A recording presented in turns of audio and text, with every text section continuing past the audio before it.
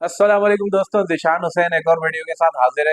आज पाकिस्तान और ऑस्ट्रेलिया के दरमियान टी20 सीरीज का तीसरा मुकाबला खेला जाना है, जहां पर कौमी टीम में कई सारी तब्दीलियां एक्सपेक्टेड है, क्योंकि रिजवान ने भी, कप्तान ने, जो हमारे पिछले मैच के बाद एंड में कहा था कि अगला जो हमारा टी20 है वहां पर हम जाकर कंडीशंस देखेंगे। और सीरीज तो हम हार चुके हैं, तो उसके बाद हम अपने नौजवान खिलाड़ियों को मौका देने की कोशिश करेंगे। तो सबसे पहले जान लेते हैं कि भाई कौन कौन से खिलाड़ियों को खिलाए जाने का इम्कान है और किसकी जगह उनको शामिल किया जाएगा। सबसे पहली जो आपकी चेंज बन रही है वो बन रही है फास्ट बॉलर नसीम शाह की, जिन्होंने पहले दोनों टी20 में बहुत कोई अच्छी बॉलिंग नहीं की है, अच्छी तरह निक में नजर नहीं आए। हालांकि वनडे सीरीज में इतनी बुरी बॉलिंग नहीं की थी, अच्छी बॉलिंग परफॉर्मेंस रही थी उनकी।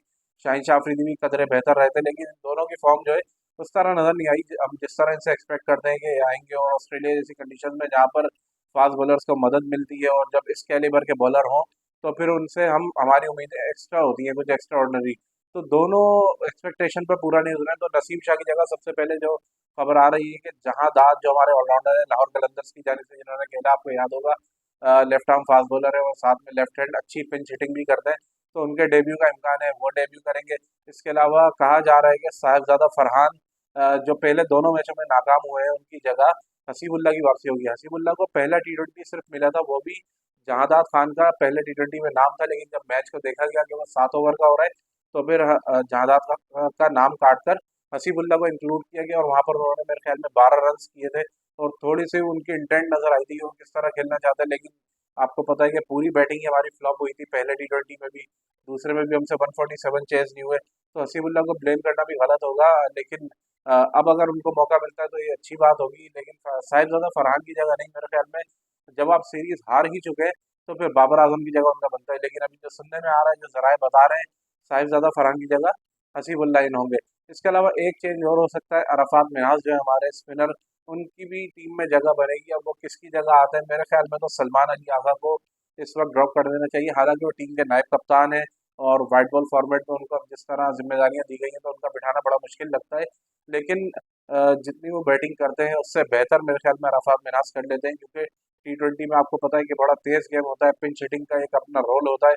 और अरफात मिनाज ने जिस तरह इमर्जिंग एशिया कप में तीन चार अच्छी इनिंग, दो तीन अच्छी इनिंग्स खेली, इसके अलावा नेशनल टी20 जो हमारा चैंपियंस कप हुआ था वहां पर भी ये काफी बेहतर रहे थे। तो अरफात मिन्हास को भी आपका चांस देना बनता है, और उनको मेरे ख्याल में तीनों टी20 देने चाहिए थे आपको, अरफात मिन्हास को भी, जहादार खान को भी, सुफियान मुकीम को। आपने देखा कि पिछले मैच में जिस तरह वो आया और उन्होंने कितने बड़े दिल के साथ बॉलिंग की और 2 विकेटें हासिल की, जो अहम विकेटें निकाली उन्होंने, और उससे उनका यकीनन कॉन्फिडेंस भी बूस्ट हुआ होगा।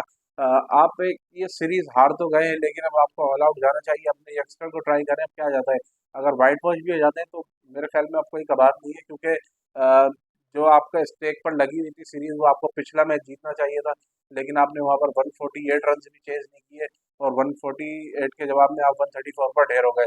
आपकी बैटिंग इंटेंट क्या थी, कुछ भी समझ में नहीं आया। पहले मैच में भी आपके जिस तरह एक के बाद एक विकेट जाती रही, मुसलसल इतनी तेजी से गिरी, 16 रन पर 5, 24 रन पर 6, मतलब यार एक फ्लो बनता है एक मैच का। चले पहले ओवर, पहले मैच का अगर हम निकाल भी दें कि 7 ओवर का मैच था, समझ में आता है कि भाई हमारी टीम इस तरह से फौरन उसको पिकअप नहीं कर पाई कि हमें किस तरह खेलना है। लेकिन दूसरे टी20 में तो आपके लिए एक आसान सा था, तो हालांकि हमारे फील्डर्स ने कैचेस गिराए थे, लेकिन बॉलर से बड़ी ही जबरदस्त अपॉर्चुनिटी दी थी कि हमारी बैटिंग आसानी से उसको चेस करे। बाबर आजम आउट ऑफ निके बिल्कुल ही, पहले टी20 में 3 रन, दूसरे में भी 3 रन। इसके अलावा साहिबजादा फरहान कुछ नहीं कर पाए, सीरीज में 2 मैच उनको मिल चुके हैं अभी तक। सलमान अली आगो को देखे तो वो भी पिछले मैच में पहली गेंद पर आउट हुआ। उससे पहले भी आपको पता है कि पहले टी20 में जो 7 ओवर का हुआ था वहां पर भी कुछ नहीं किया था। उस्मान खान पहले मैच में नाकाम रहे, लेकिन दूसरे में 50 की, मगर वही गैर जिम्मेदाराना शॉट खेलकर वो आउट हुए उस वक्त, जब न्याजी और उस्मान खान की पार्टनरशिप लगी हुई थी।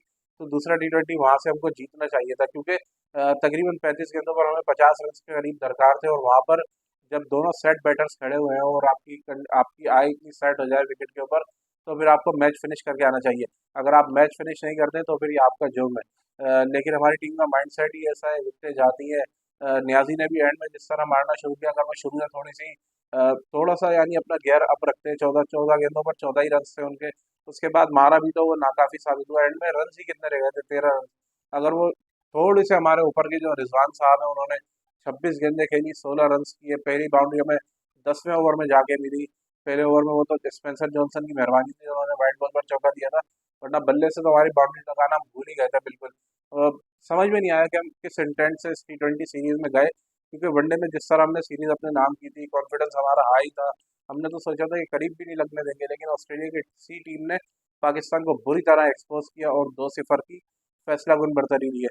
और इसमें भी कोई अब वही नज़र नहीं आती कि वो 3-0 भी अपने नाम करें, इसलिए अपने यंगस्टर को ट्राई करें और उनको मौका दें ताकि उनका भी कॉन्फिडेंस बूस्ट हो। अगली वीडियो में मुलाकात होगी। लाइक, शेयर और सब्सक्राइब ज़रूर करें।